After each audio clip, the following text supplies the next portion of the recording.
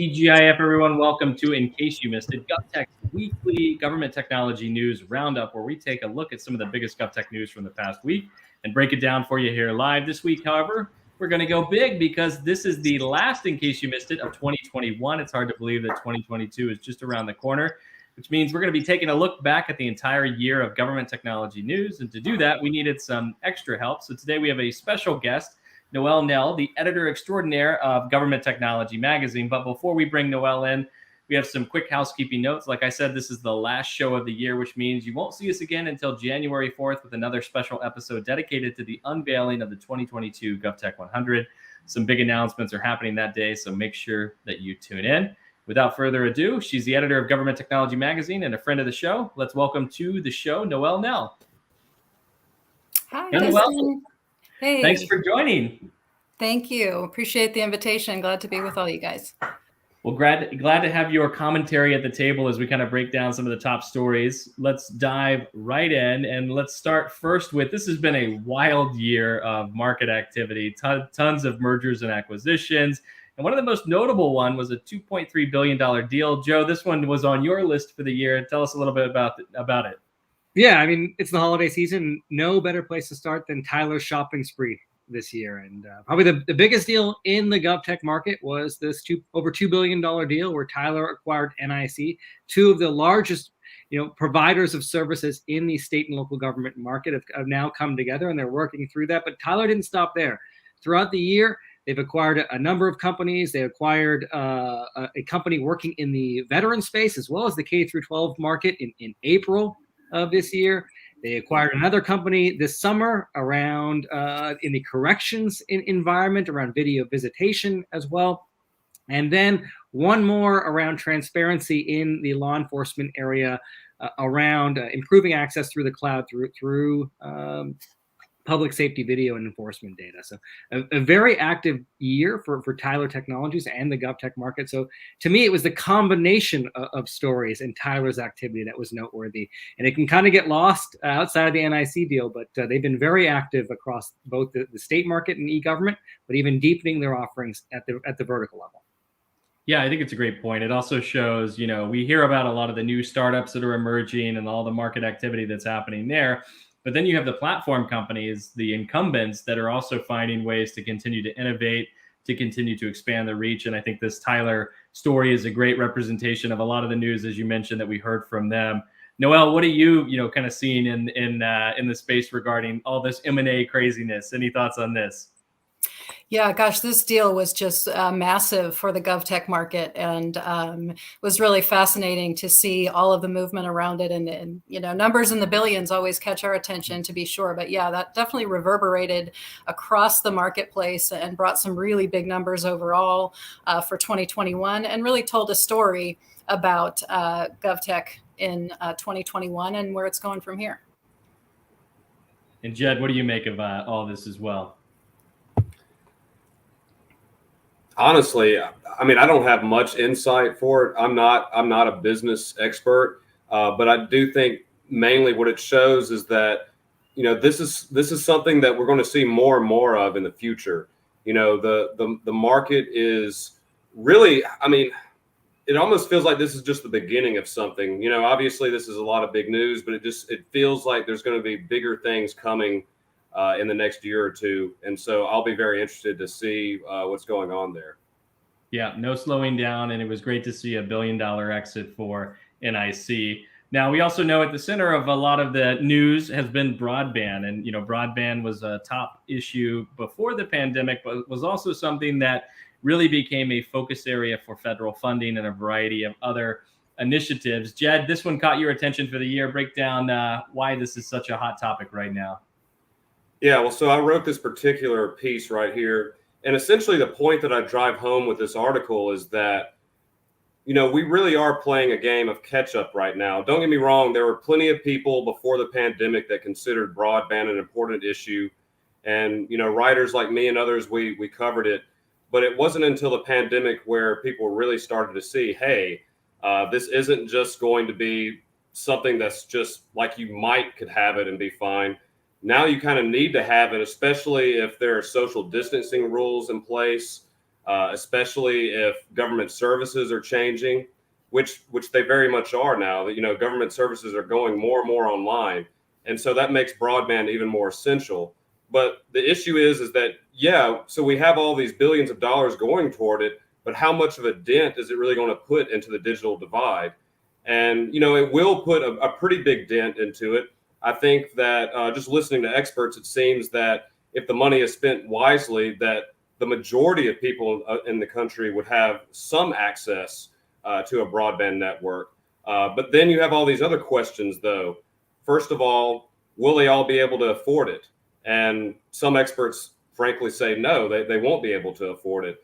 Then also, will everyone be able to utilize it to its full capacity? And so you get into things like digital skills training and things like that. Now, of course, in the federal infrastructure bill, there is money for that too, for digital inclusion and that sort of thing. But again, as great as all this money is, I still get this sinking feeling that, there's going to be a lot more work that needs to be done. And then you get into the whole mapping issue. You need to know like where the availability is in the first place, where it isn't in the first place, in order to know where to build. And so I think that's what's going to be the big thing this next year, is like, where is mapping going to be? Because the Federal Communications Commission, they still don't have updated maps. They still don't have the granular data needed. And when will that happen next year? So that's the question that's on my mind right now. Yeah, I think it's a good point. And I also think this kind of reminds me back to the stimulus funding, where we started to see, a lot of capital being invested in fiber in the ground. And part of the challenge there was they didn't focus on how to get people to use the fiber that was being put in the ground. So I think we can learn a lot from some of the previous federal funds that have kind of emerged here, and really look at making sure that we light those pipelines up with potential use cases to educate people in rural areas, to look at unlocking telehealth and other types of use cases that we talked about, a decade ago. Let's actually make sure that we don't just invest in the infrastructure, but we invest in the use cases on top of it, and kind of, find ways to extract value out of that. Noelle, you've seen a lot in the broadband space, over the years. I mean, this has been the number one policy priority for governors, every time GovTech's done their State of the State address. Any thoughts on what we can expect to see maybe in 2022 on this? Yeah, exactly, Dustin. Over the past few years, the mentions of broadband by governors and their State of the States have just kept going up, and I expect them to explode in 2022 with all of these new resources heading in this direction. $69 billion for broadband, and really a realization broadly about the importance of connectivity and all the things that surround that. And one thing that I think is particularly interesting about broadband is, we try to write these stories that paint a national picture, but this is such an individual picture by state and even by community, based on the various, technologies that are available, the resources, the makeup of the communities themselves. It's very much a community-driven solution here. So it'll be really interesting to look at some of the creative ways that people are attacking this.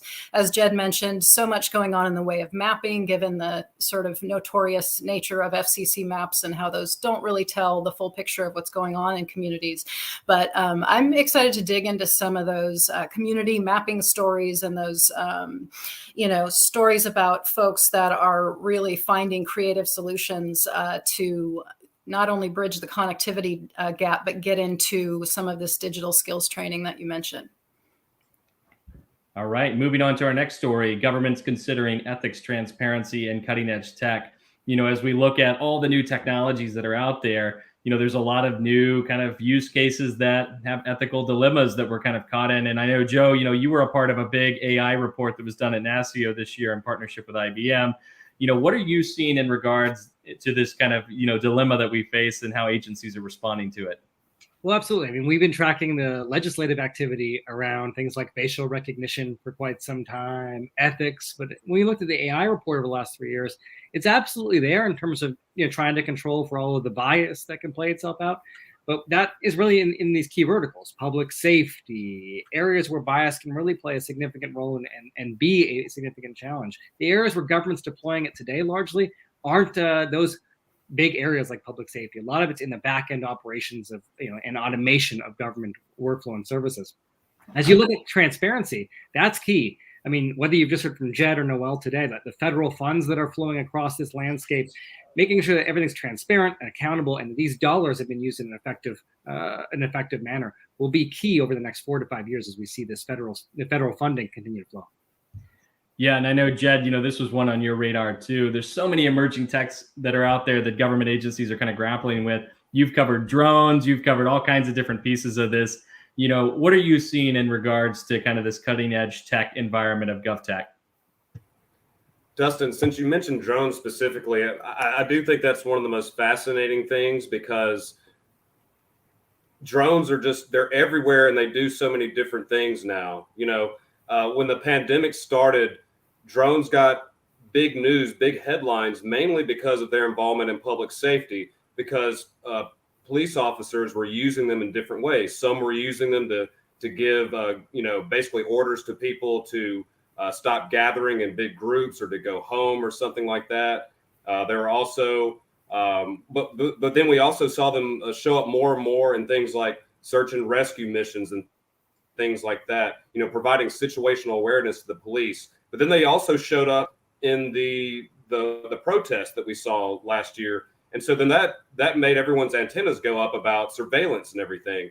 So with public safety, drones can often be an object of criticism. Of course, in that same realm with public safety, a drone can be a fireman's best friend, basically. A drone can tell a fireman the area on a roof that might be too hot, that, if you stepped on it, it might collapse. You might fall into a building. So there's that level of complexity to it within public safety alone. But then, as you and Joe, me and Joe, we saw earlier this year with Flytrex, now the drone delivery programs are taking off, especially in North Carolina with Flytrex. And then we also get into these things like robots, robots delivering things. And so this raises all types of questions about, well, what should be the regulatory framework? And then, of course, the industry would just prefer one regulatory framework to work by. It makes it very simple. But then, local context, they all have their differences. And, some legal experts feel that states and localities should start getting ahead on this stuff, start passing laws, because you never know when someone might just see a drone and automatically assume that, well, this is a nuisance to me. Or then it also raises the noise question. So there's just so many different aspects to just the drones that I find fascinating.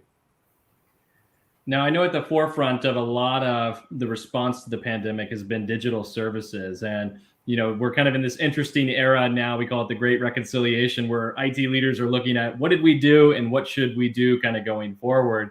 Noel, I'd love to get your thoughts just as you kind of look at the changes to digital services and, how they've evolved since the pandemic, how they've evolved just in the last year alone. What are some notable things that you've seen here?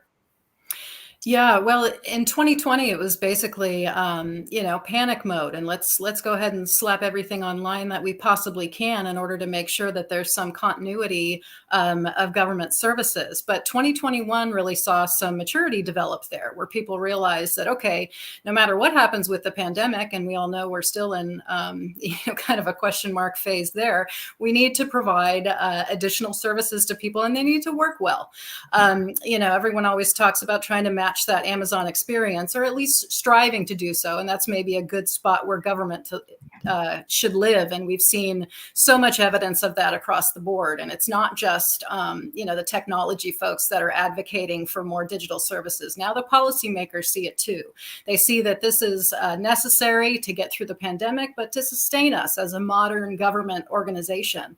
So a real settling into the importance of making digital services widely available and usable. And another sort of interesting side component to this has been the rise of sort of user experience offices and staff in in government, and folks that are really, not just contemplating, I wonder how people will use this. Let me use what I've learned and go ahead and design the service that way. But let's really talk to people. Let's do focus groups. Let's do beta testing. Let's really get some actual user data here.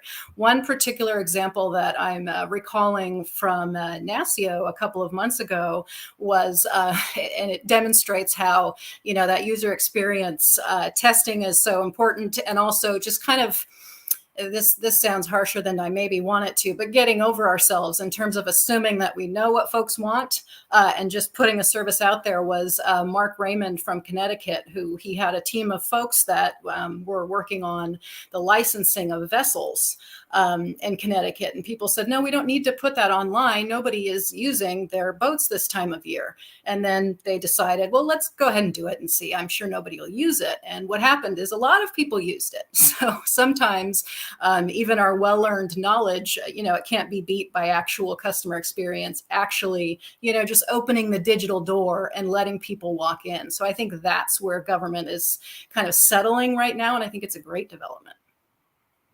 Yeah, Joe, any thoughts on the digital services side? 100%. We covered this throughout our episodes throughout the year, right? Whether it was the Deloitte survey that looked at trust in government and found that having a safe, easy to use digital experience was key to high quality government service, but also encouraging trust in government, to what we saw with our user experience interview. I forget our interview's name at the top of my head, but it was key to the experience, just as Noel identified. So to me, I think that's a trend that's not going to go anywhere. We'll still see at the top of our digital states, cities, and counties priority lists. Yeah, and I think the old ways of doing things are no longer acceptable. There's a new expectation when it comes to the way that services are expected to be delivered, both in the private sector, but also the public sector. And I think the one thing that was very clear is people don't make a distinction between the two anymore. They want the same experience wherever they go with whatever the organization is, regardless of if it's a public sector agency or a private sector agency. So, so much that agencies have to focus on. And now with all this funding, there's a once in a generation opportunity to really put that in place. And now, Noel, you had an article that kind of caught your attention from our year-end review around on a mission from Stafford Dog Map, the Pittsburgh Park story. Tell us a little bit about why this one caught your attention. Well, talk about the epitome of digital services in this strange year that was 2021. You guys know I'm a dog person, and I suspect I'm in good company. But this was a situation where, the pandemic, of course, had everyone locked indoors and itching to get outdoors when the weather would permit. So I want to get this title right. This was Matt Jacob, Senior Applications Administrator for the Pittsburgh Department of Performance and Innovation, recognized a lack of great mapping data for the many trails in the Pittsburgh area. And so he and a very important partner, his dog Porter, that you'll see down further in the story, set out with a GPS device to map all of the trails in the Pittsburgh area. And then what they did is went ahead and turned that into a public-facing portal, a map that people could access and really have a lot of good information when they were itching to get outside, safely and at a distance from others. But I love the dog aspect here. So it felt like a feel-good way to see off 2021. Absolutely. And speaking of that, let's do our final thoughts on the year that was.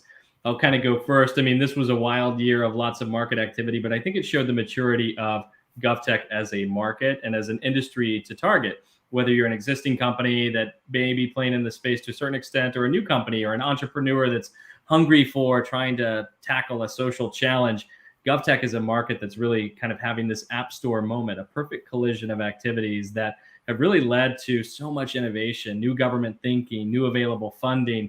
That's kind of led us to where we're at today. So I can't wait to see what happens as we kind of embrace that. And it's kind of like when Apple released their app store.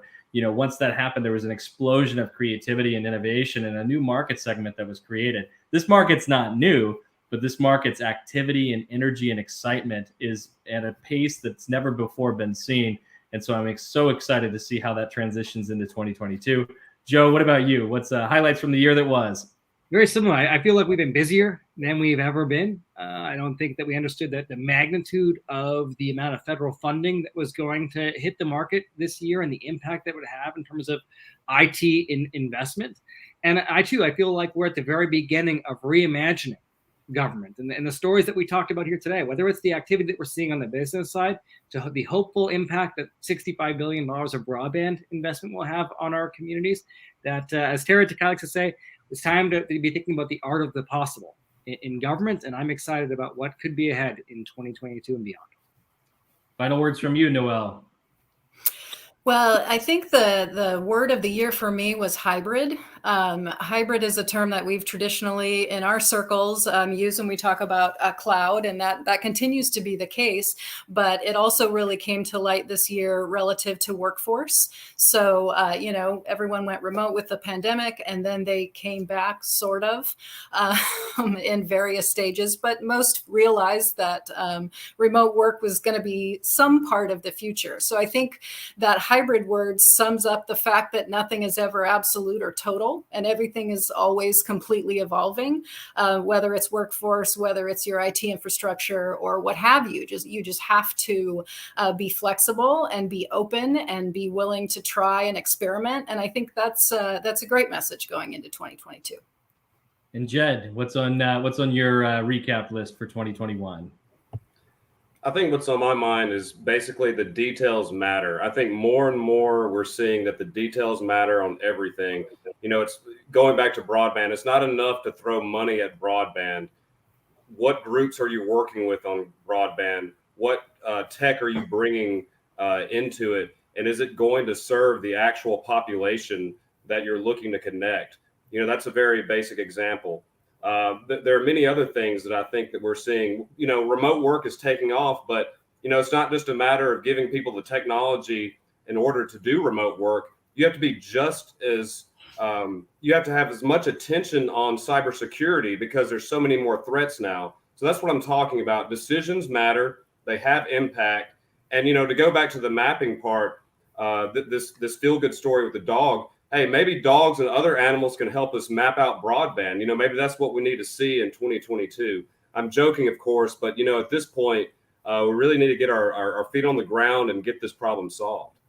Well, my dog could probably help dig some holes, but that's about it. But that also brings us to the end of this week's episode. We wanted to wish you all a happy holidays and hope you enjoy the time with your friends and family. We're going to be back with you in the new year. We've got, as Dustin mentioned, a special episode coming up on January 4th at 10 a.m. Pacific to unveil the 2022 GovTech 100 list. So we'll see you there. And until then, enjoy the time off.